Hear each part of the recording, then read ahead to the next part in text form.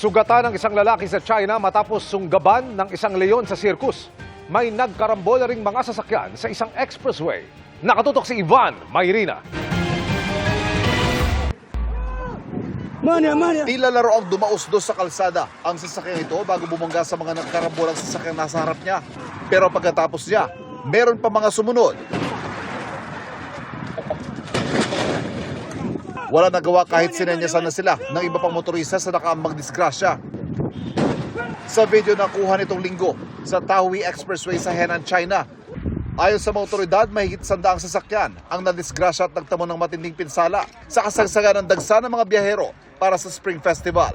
Bukod sa zero visibility na dulot ng makapal na hamog, nahirapan din ang mga sasakyan sa madulas at nagyayelong kalsada. Wala naman daw nasaktan sa aksidente. Nagsagawa na rin ng clearing operation. Sa China pa rin, inatake ng leon ang isang staff ng circus sa Shanxi. Bagong insidente, makikita ang payat at tila nangihinang leon na gumagawa ng tricks at tumatalo sa metal ring.